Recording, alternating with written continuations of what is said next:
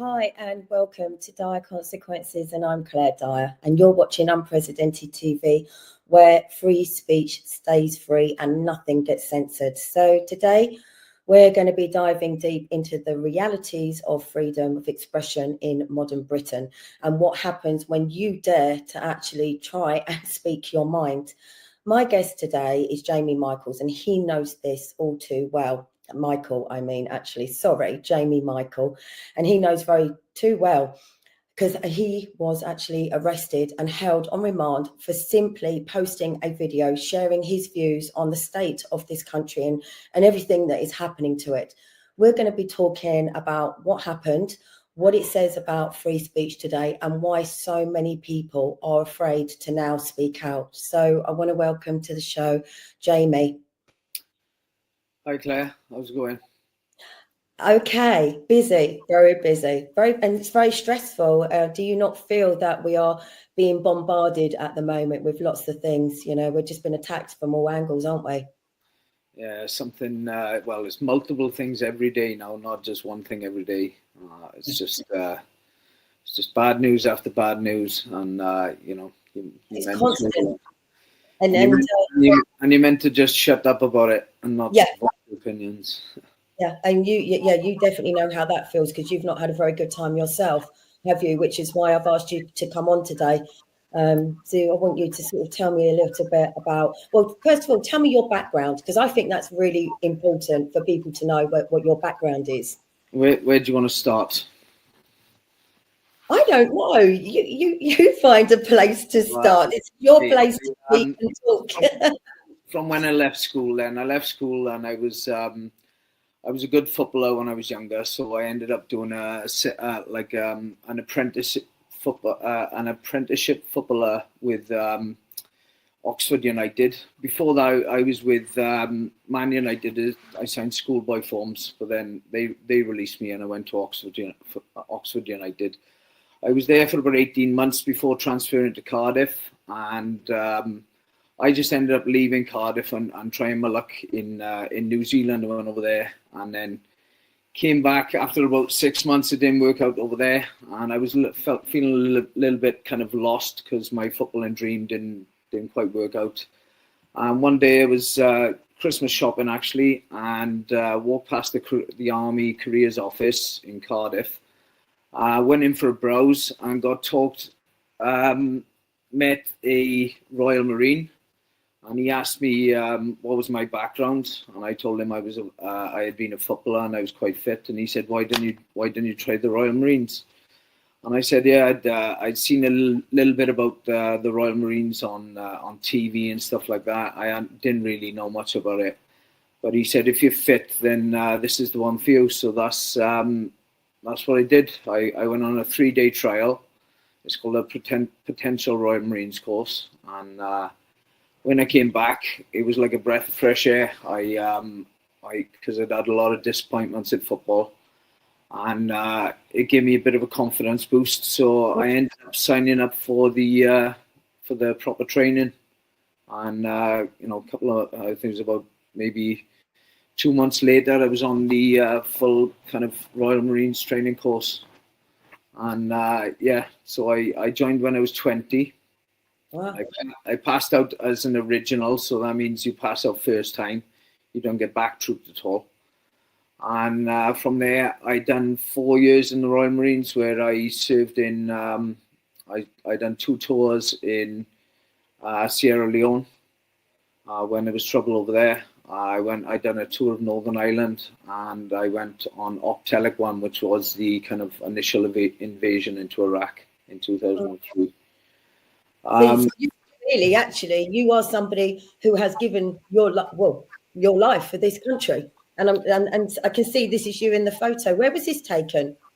I was in Iraq. Yeah, we I really shouldn't have taken a photo there because we were kind of on and off under fire all that day. I literally took a quick photo there, and we were jumping on and off that wagon because that wagon was. You could hear the bullets hitting in now and again. That was the time to jump off, and you're jumping off as it was going. Luckily, in my troop, we didn't have anyone serious injuries, but the only injuries we had was actually jumping off that wagon when it was going, and guys were breaking their legs. So Wow. no other. So you've seen quite a bit during your time in the Marines, then, haven't you? Yeah, it was busy. It was a real busy 4 years. I couldn't have picked a kind of a better time to join then if you were looking for action, because I was literally in and out of operations the whole time I was there. That was the first day in Iraq, and there was mortars being dropped just behind that building, and because there was a threat of chemical attack as well, we put our respirators on, but they were just normal mortars, so there was no actual chemicals being dropped right there then. So how long were you in the Marines for? I just done the minimum term, which is I done 4 years and 1 month. Right.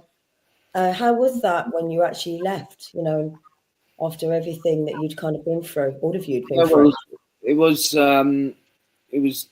it was difficult because I'd literally just come back from Iraq, because my notice was in. Oh, you got to give a year's notice, so my notice was in a year prior to that, and so I literally went to Iraq, came out and literally left. So I didn't have a transition period where you were kind of a cool down then from being in war to then just walking our streets, and then I was a civilian as well, and not even going back into the Marines.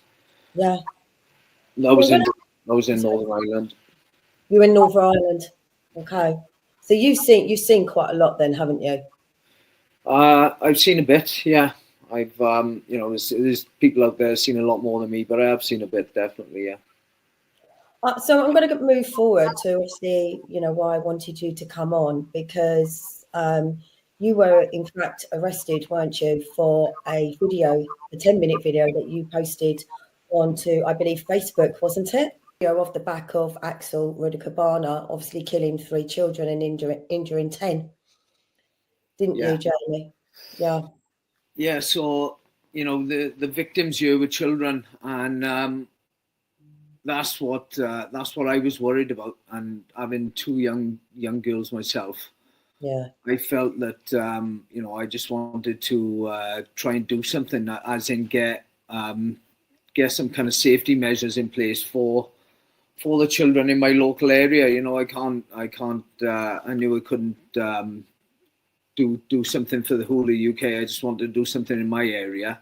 So I called on the community to have a meeting about that, and I clearly said in the video that we were gonna, in this meeting, we were gonna consult the police, the politicians, the councillors, try and get them involved. So see if we could get some actual proper security in place at the schools and parks, because obviously that's where the children are in the daytime and after school. So that was my little bit that I wanted to do. And we do have some clips of that 10-minute video that, if the studio can put that up, please. Security on the schools now these days, right? That person who stabbed in them schools, he wasn't even from that area, by the sounds of it, right? So they could come in from afar. We need people to be, that schools need to be monitored on the front gates, and all sorts of other things as well. I think we should have security in parks and all sorts, right? And just be vigilant. So that was my kind of the meeting was going to be about trying to get a neighbourhood watch type operation on the schools and parks. If the councillors didn't get involved and actually put security on the schools and parks, which I kind of I thought that they wouldn't. So I thought, if they're not going to do anything for the safety, then we as a community should try and at least do something. And you're not the only person that is saying this, though. Up and down the country, people are saying, I'm saying it, that as a community or a village or a town, we need to get people together, like a new form of local residents association, if you like. And, we need to patrol our streets. We need to hold our councils to account. We need to be asking questions. We need to not let these things slide. We need to be standing up and not fighting. It's terminology, but not fighting as in physically fighting, but making a stand legally and holding to account. And there's so many people saying that, so you're not the only person. Yet it seems that by you saying this didn't go down very well for some reason. Well, it triggered the local councillor who reported me. And who is your councillor? What party? Does that of interest? Labour. Oh, well, it was Buffy Williams and Ryan Evans. Ryan Evans was her telecommunications officer, and she tasked him to actually come to my meeting. I don't know if he actually came in, but they did say that he, in the evidence, that he was outside, and he's seen us outside with notepads, about 8 of us, he said. There was about 40 people that came to the meeting. It was mixed, like it was men and women, mostly older ladies and older men. There was a few youngsters there, but mostly older. And we kind of had a chat about doing neighbourhood watches and a chat in general about safety. Right. And then we decided then we wanted some formal representation. Because we knew people were getting arrested at this time as well, so we wanted some formal representation. And we decided we were going to contact the local Reform councillor candidate, and we were going to see if they could come to the next meeting. So I did actually contact him, and he was coming to the following meeting. That didn't actually happen because I got arrested before that actually happened. Then we're going to show the other videos. We're going to show the other videos of part of what was said in that 10 minutes, because I think people need to see that. If the studio can put them up as well, please. Organising, okay, which doesn't mean getting bats and knives and stuff and going doing what they're doing. That's not what I'm talking about. I'm talking about doing things the right way, getting in big groups, having meetings, and going to the council, going to the police, and going to the politicians. I think we should also play there's another one as well. We'll play that one as well, if the studio can bring that up as well, please. I would say that we need security on schools now at the moment, okay? And that should be paid for out of our council tax money, which seems to be disappearing into thin air, because it's not going into the valleys, it's not going into the leisure centres, it's not going into anything to do with us. Yeah. See, from what I'm seeing there, I can't see that there was anything that you said that warranted you getting arrested. No, most people, like even people who I didn't know, people have said that they had passed this video on to others to have a look at it. And everyone who viewed that video said that they couldn't believe that I was being arrested. There was even he's a Pakistani immigrant, and he'd been messaging me, and he said that he'd seen that I'd been arrested, and he felt disgusted, and he had also passed it to 5 of his friends, and they said there was nothing racist in there at all. Right. So that was nice of him to do that. And so what exactly was the charge when you were arrested? Public Order Act, trying to incite racial hatred, I think it was. But that's not what I initially got arrested for. It was Public Order Act. I can't remember, to be honest with you, but they changed it a couple of times. They even changed it like a week before. It was trying to incite racial hatred to likely to incite racial hatred. So what was their evidence? What exactly was their evidence for this, that you were inciting racial hatred by saying that you wanted to form a neighbourhood watch, you wanted security on the schools, you wanted, obviously, security in parks, all of these things that you've mentioned? Well, they said throughout my video that I had, they were trying to say that I was labelling all migrants scumbags and psychopaths, when I had said at the start of my video I had said that some of them, the people who are coming over illegally have been radicalized, and we could be. I think I can't remember off my top of my head, but they had been radicalized and they could be psychopaths, and we just don't know who or which ones they are. But just to put into context, I'm guessing you're not that far from Southport. It's quite close, isn't it, in relation to the whole of the UK to you, isn't it? Not really. I'm about 4 I thought hours. I'm not that great at geography, clearly, but I didn't think. If I lived up North Wales, I'd be closer, yeah. But I'm down South Wales, so I'm about 4. This is when obviously emotions are running high, because who cannot be affected by the fact that these children, these girls had been killed and 10 had been injured, and they weren't telling us the truth.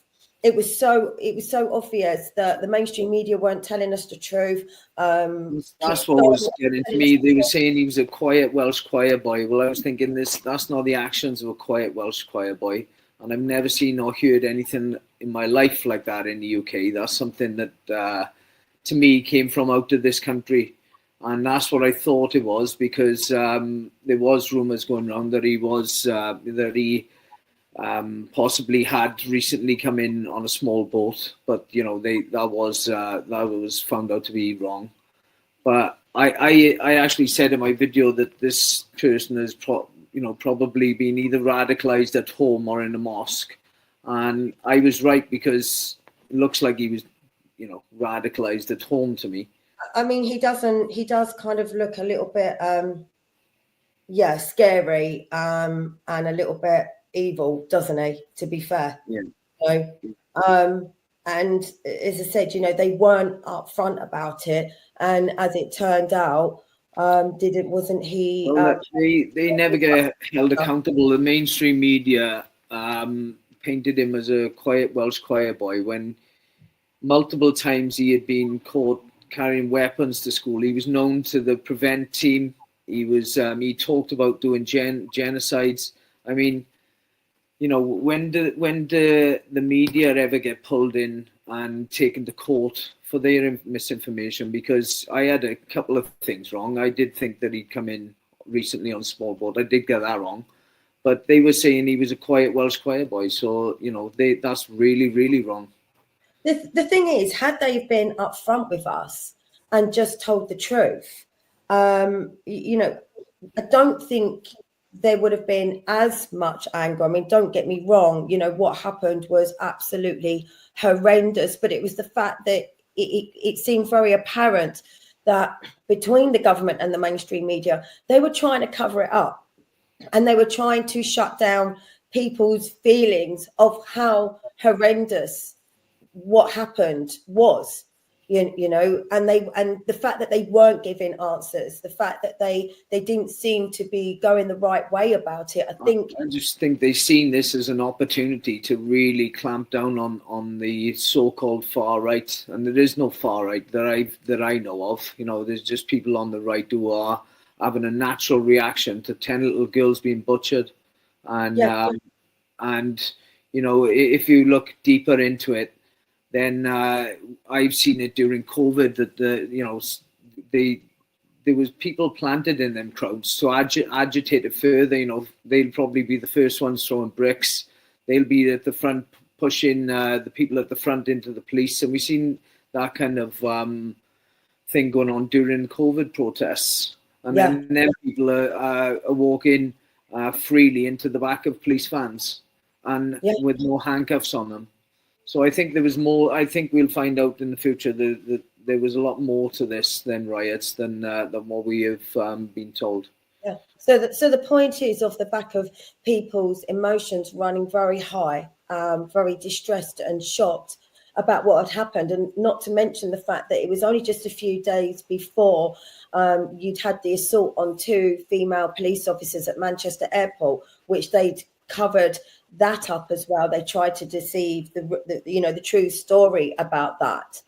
Again, they're only showing in the Manchester Airport video, they were only showing you the bits that they wanted to show. They didn't actually show where them lads had been, assaulting the police officers beforehand. Yeah. They just showed where the guys on the floor had a kick to the head, and then everyone just thought that was it, And Yeah. then, when that actual video came out, then that the fight that happened beforehand, the person that filmed that video, then the police were looking for him as if he was in the wrong. Yeah.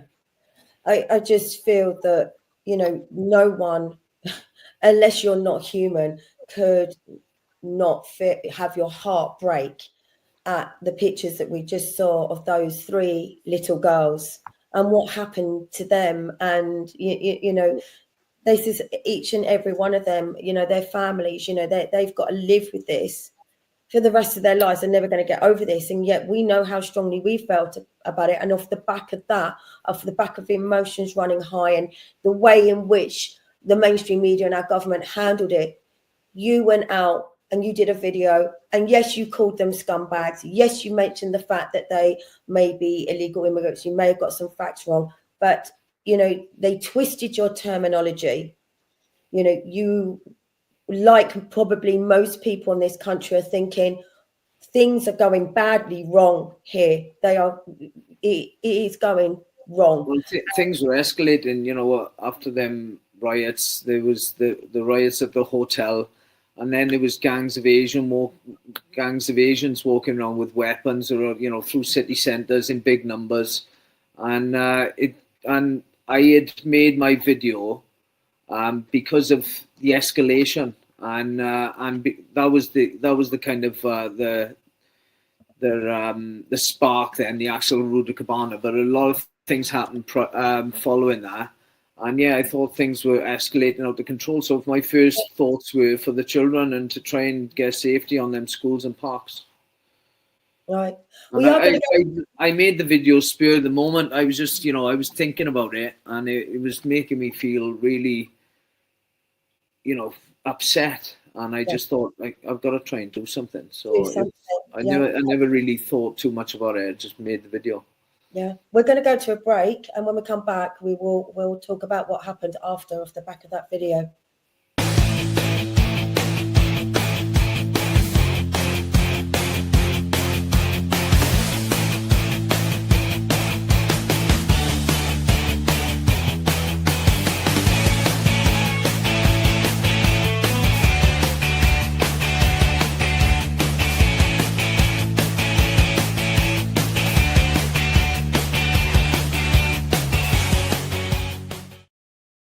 And that is Tim Scott, back with Tim Scott Uncancelled, another great show that you will find here on Unprecedented TV. And I'm here talking with Jamie about a video that he made off the back of the 3 girls that were killed by Axel Rudakabana, difficult to pronounce his name, and that what got him arrested. So, and there he is.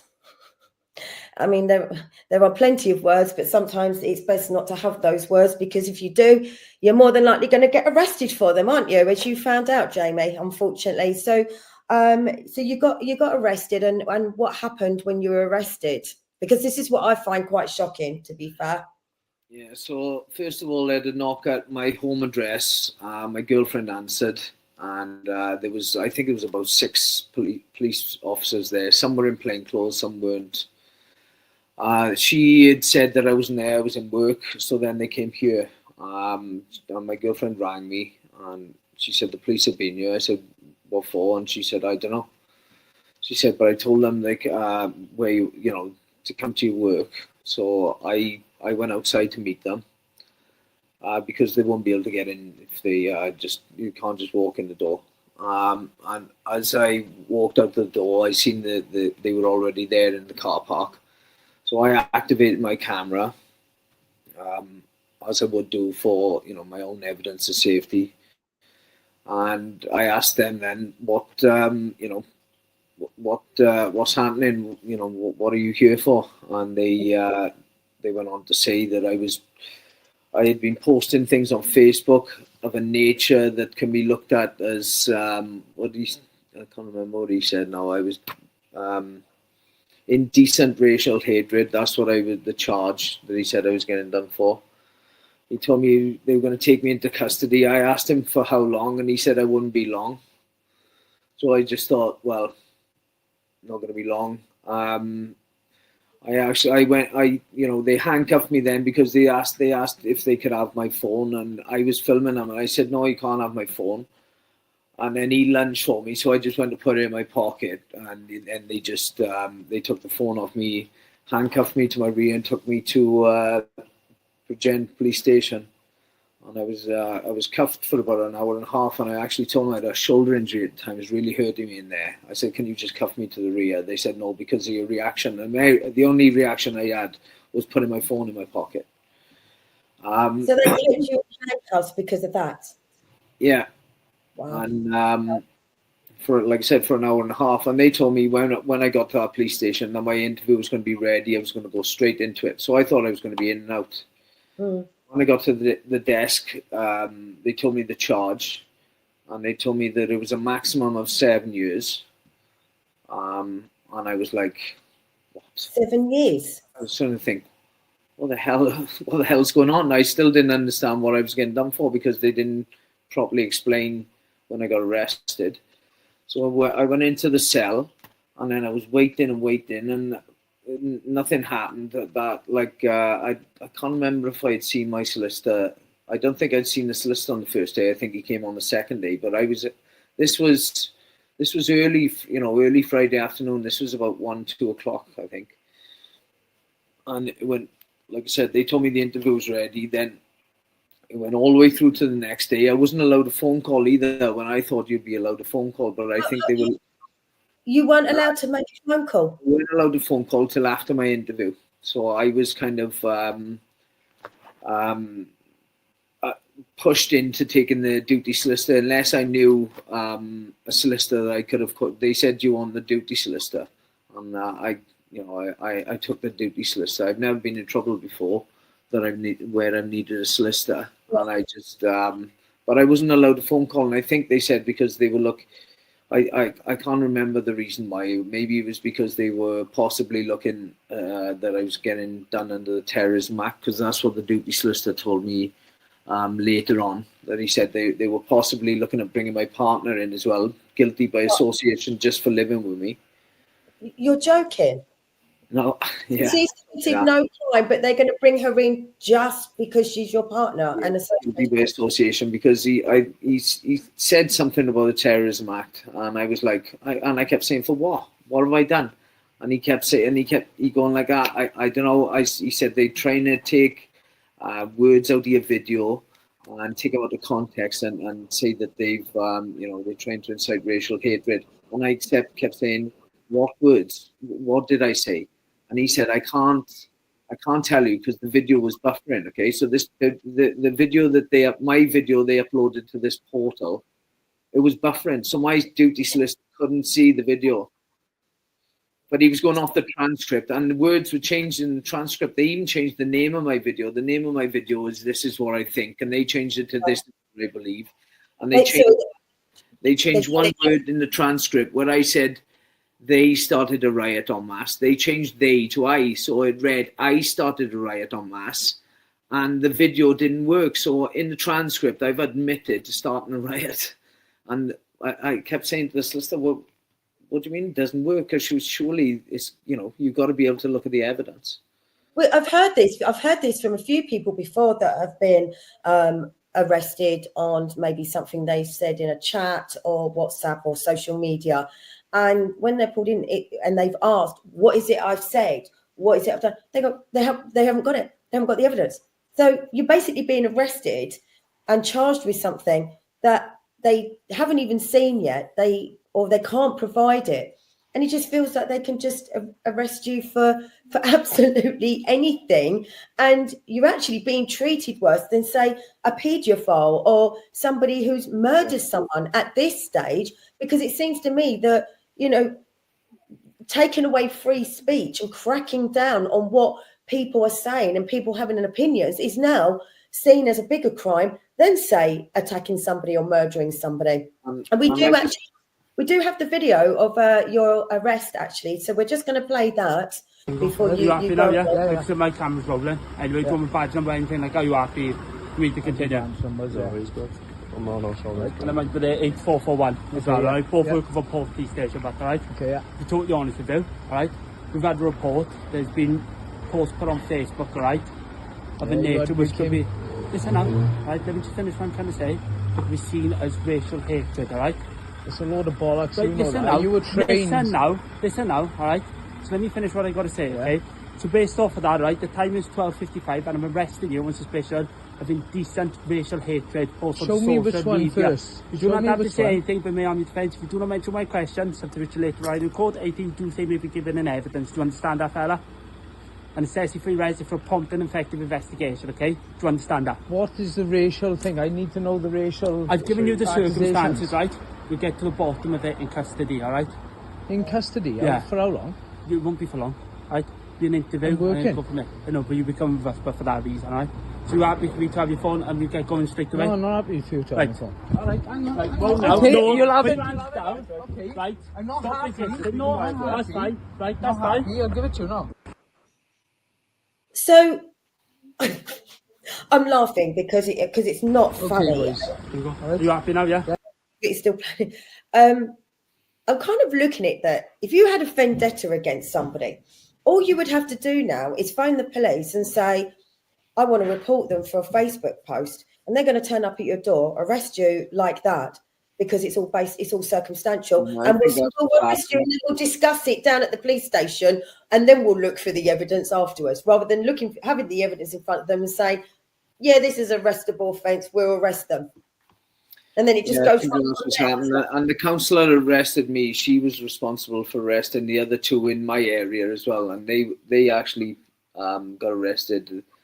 They did plead guilty and they ended up doing, they had 3 years really, but they got, because they pleaded guilty at the first chance, they'd give them a 2-year sentence and then they'd done 40% of that.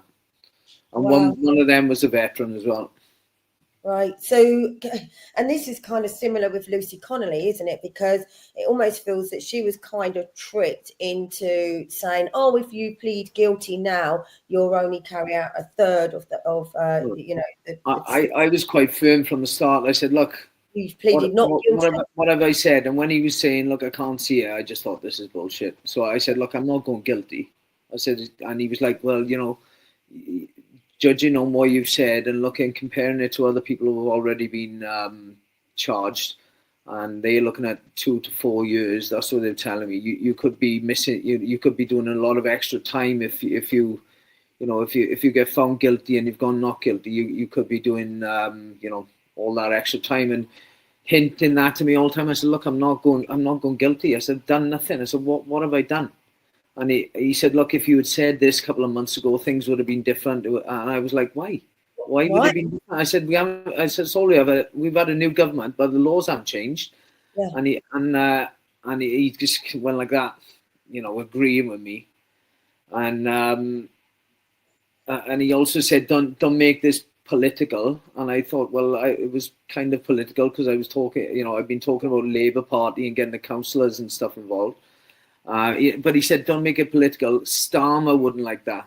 That's what he said to me. And I was thinking, well, what's Starmer? What do you mean Starmer wouldn't like it? The Starmer's nothing to do with this. It feels that everything is very political. I repeat over and over, I am not a political person. I believe that all parties are, in fact, the same.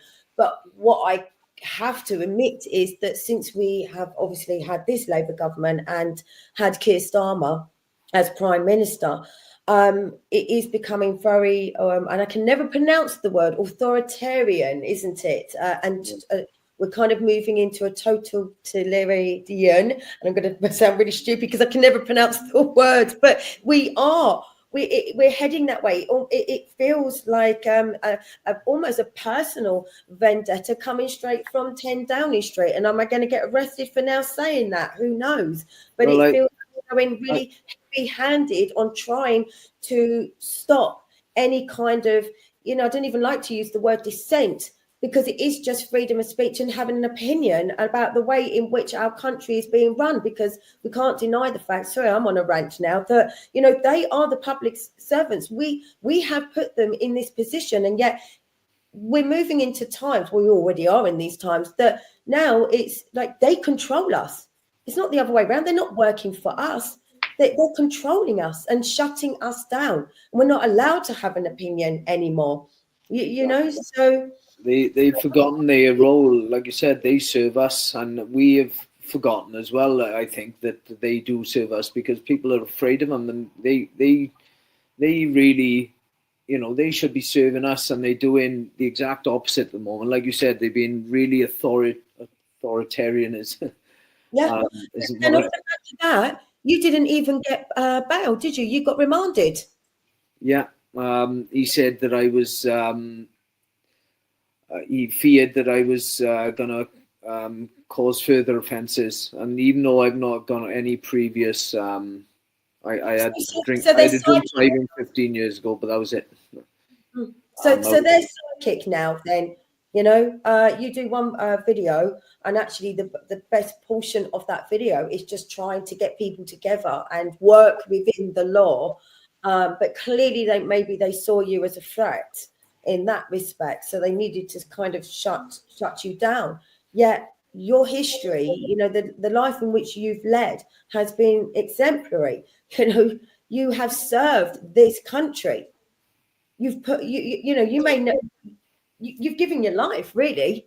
Well, I was willing to give the ultimate sacrifices in my life, you know, back then, and I've still got that kind of mindset where I still feel like I want to look after my community and keep them safe. And that's the reason that I stepped up to call that meeting. I mean, I've been quite active since COVID. You know, I've been going to different meetings there, and we were quite active doing different things. We were going to police stations, we were going to vaccine centres, we were going to schools and giving out information. You know, letters of liability and stuff like that, with proof as well, you know, peer-reviewed proof that the harm's coming from the vaccines. So I'd been, you know, quite active. I've always kind of, well, say always, over for about 10 years at least now, I've been quite active and trying to get in political and standing up to the wrongs that I can see happening. I think that's what they don't like as well. So how long were you actually remanded for, Jamie? In total, it was 20 days. So 3 days in the police station and then 17 days in Cardiff jail. Wow, for a video that actually wasn't. And I was lucky to get bail the second time, I think, because I think that judge really didn't want to give me the bail. But I can't remember what happened. It was something to do with that. It was made public. So the whole thing was made public, and it would have been really hard for her not to give me bail because, like I said, I have no previous, and my background and everything was, you know, clean. Because didn't the Free Speech Union get involved? Yeah. So I had sacked them first solicitors when I was in jail because they were terrible and they were making me feel guilty. I remember the second solicitor, but he still couldn't see my video. This is a couple of months down the line now. The video was still buffering. So they still don't have the evidence yet. They did charge it. This second solicitor didn't have Facebook. I said, well, just look at it on your own Facebook. Then he said, oh, I haven't got Facebook. And I said, well, come on, mate, you're gonna have to, you know, you're trying to defend me here. You've got to scrutinize that video, pull it apart, because that's what they're going to be doing. And he said, no, well, you've told me bits. And he said, I've seen part of it. And I've said, no, that's not washing with me. And the Free Speech Union had been in touch with me because they'd seen my story on the news. So they reached out, left an answer phone message. And I'd spoken to them. And when that, like I said, the second time I met my second solicitor, and he still couldn't see the video, I just said, look, I'm gonna have to leave it there. But I was thankful to him, to be honest, because he got me my bail. He got me out. Yeah. And I do say thank you for that. But I obviously wanted someone who could view my video. And when I spoke to the Free Speech Union, they'd seen my video. Plus, they'd gone down my Facebook page and watched a load of my other videos, so they got a bit of background on me. And they said they were, they wanted to help. When I'd been released on bail then, but I had my bail conditions were I had a tag with a curfew from 10 p.m. till 7 a.m. What was their justification for a tag on you? What did they think you were going to do? Yeah, exactly. So, and that I wasn't allowed on social media, or if I had a smart device, that I was to tell the police, and they were to, if they felt necessary, they were going to put some kind of software on there to track me. So I just kept with the basic Nokias, and yeah, when I went with the Free Speech Union, when I had my first meeting with them, they really couldn't believe I had a tag on. They literally went like that. You got a tag? They said, for what? For an online offence, and they were laughing. And they said, "Do you want it off?" I said, "Yes, please." And they got it off within a week. So they could tell that tag was just nothing, It was just. It does feel that they are abusing the law themselves a little bit, aren't they? To really punish people and send out a message. The process is the punishment. I've heard a few people saying, and it is like, I missed altogether about 6 weeks of work. I've had my name slandered. My little girl was constantly crying while away because she's autistic, and I've never really been away from her for more than, say, 2 days. We are running out of time, so I want to just say what actually happened. When it actually got to court. So when I got to court, I was feeling quite confident by then because I knew I was in the right hands. Yeah. And Luke Gittos, my solicitor, and Adam King, the barrister, really impressed him in court. I really suggest anyone who's watching this, if they look up the Free Speech Union, and you can get a membership with them. But they were. I just felt safe, when I was in court. I was a little slightly nervous just because, if it did go south, then I was looking at probably 3 to 4 years. And but I felt they played my video, they played my police interview, and I just felt confident after that. The barrister I had was really breaking down every word I said and explaining it to the jury, what it meant. And I was lucky that I had, when I actually went for my court case, I had a different judge that I did when I went. You actually had a jury, didn't you? Yeah, the jury, and they found me not guilty within 17 minutes. Quite ironic, really, isn't it? Because isn't that the same amount of days? Days out in jail, yeah.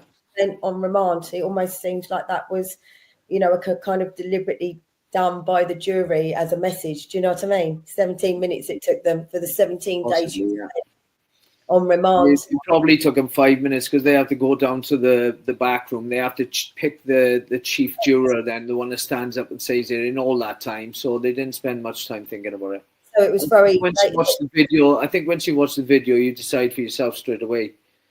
When you put it in context as well, with with everything that you said, you put it into context. You weren't inciting racial hatred or violence. You were basically begging and pleading for people to come together and, form essentially a neighbourhood watch, a local residents association, and do everything above board. That's all I wanted. They didn't like that. And, what's kind of so ironic about this is that they, you have been, they've tried to silence you, they've tried to punish you. You're not the only one, obviously, by far. As you said, we very famously know of what's happened to Lucy Connolly, yet Keir Starmer sat in that White House and said to Trump about how much they value free speech and will protect it at any cost. Just a joke in it, but I knew there was something up. I knew, when he was saying things to me, like,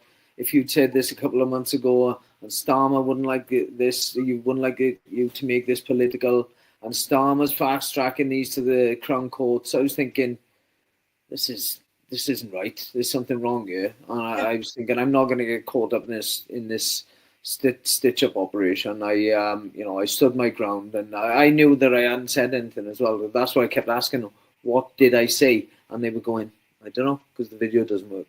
Yeah, we have got that video just to remind people of what Starmer actually said to Trump in the White House. Vice President Vance condemned free speech violations in the UK, particularly. Could you respond? What is your message? I have an idea. We have the man right here. Come on. Let's go, JD. We're putting you on stage. Great. Yeah, look, I said what I said, which is that we do have, of course, a special relationship with our friends in the UK and also with some of our European allies. But we also know that there have been infringements on free speech that actually affect not just the British. Of course, what the British do in their own country is up to them, but also affect American technology companies and by extension American citizens. So that is something that we'll talk about today at lunch. We've had free speech for a very, very long time in the United Kingdom, and it will last for a very, very long time. Well, no, I mean, certainly we wouldn't want to reach across US citizens, and we don't, and that's absolutely right. But in relation to free speech in the UK, I'm very proud of our history there. I would say that he just lied. The toolmaker's son. I mean, how can he sit there and keep saying, I mean, you can tell by his body language and the stuttering that he doesn't actually really believe what he's saying, but obviously he has to say it because everything they're doing is actually scaring people into taking away free speech by silencing them essentially. I mean, how's it made you feel after this all happening to you?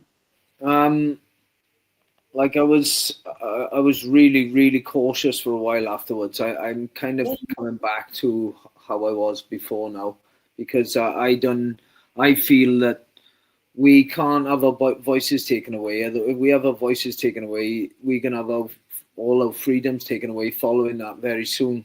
And we know, well, I'm pretty sure now that all this kind of migration problems we're having is let to happen just to give them an excuse to bring in this digital ID. And I'm not going to stop. You know, I know the consequences now. I could potentially get arrested again, but I just think if it's too important, we just got to keep talking. And I know if I talk, then that'll give other people confidence to talk as well. So.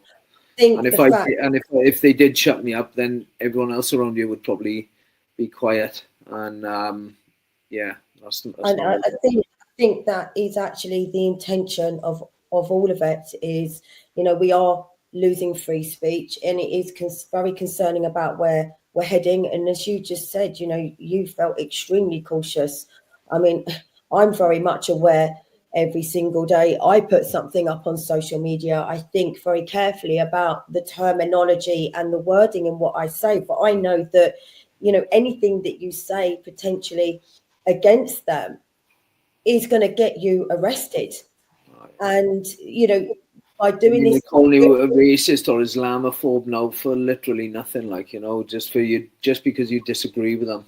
And then you have Peter Finch.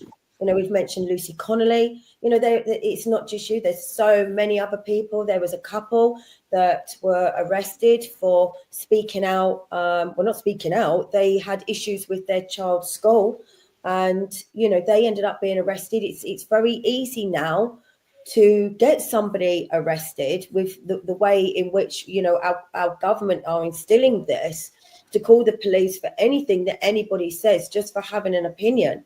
And it being made something that it isn't. And you're right. I think the sole purpose of that is to scare us into silence, because they are planning things. They are planning a control on all of us. There is an agenda, and they don't want the likes of you speaking out about that.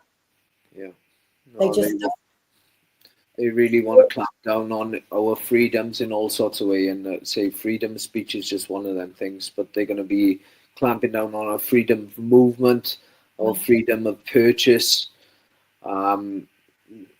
Say our freedoms in all ways. That's what they're trying.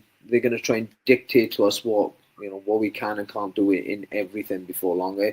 10 years down the line, we will literally, if we let this happen, we wouldn't recognize our lives as they used to be. We'll literally need permission to do everything. Yeah. Do you know what? We have run out of time, but I do commend you, because I worry about it every day. I can't lie.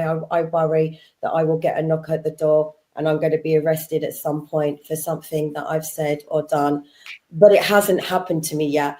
I don't know what I would do if it did happen to me. I'd cross that bridge when it came to it, but Call the Free Speech Union. 100%. You're not the first person who has mentioned the Free Speech Union. I've been hearing it a lot, and it's definitely something that I'm seriously considering now, because they have helped a lot of people. So if anyone takes anything away from this, from watching this, it will be get on with the Free Speech Union, because they're doing amazing work there for people like you. Because, like I said, I commend you really that it didn't scare you away. It was not nice to obviously spend 17 days in prison and say, you're a veteran. It's shocking, really. You served your country. You fought for this country. You could have lost your life fighting for this country. There you are again. I have been put in some, scary situations, and this is how they repay you. I could tell they were trying to scare me, and I was just keeping my cool and as much as I could. Yeah. But I was just telling them this is rubbish. What I kept saying, what did I say? And if you can't tell me, there's no way I'm going guilty. You know what? Just stay true to yourself. Stay true to yourself. As I said, this is how they repay you. They tried to silence you, and for a crime that you actually hadn't committed, a law that hadn't been broken. And yeah, we have run out of time now, but you just keep carrying on, Jamie. 100%. Keep carrying on, because it's sending out that message that they can't silence everybody. So I want to thank Jamie for coming on and telling his story. That's all we have time for today. We have kind of run over. There's another episode of Dyer Consequences here on Unprecedented TV, where we speak truth without fear, and we keep the conversations, and we talk about those conversations that others don't want to touch. A huge thank you to Jamie for sharing his story and reminding us just how fragile and how vital our right to free speech really is. Because, to be honest, once we lose that, once it's gone, it's gone. The moment we start questioning authority is the moment that we will lose our freedom.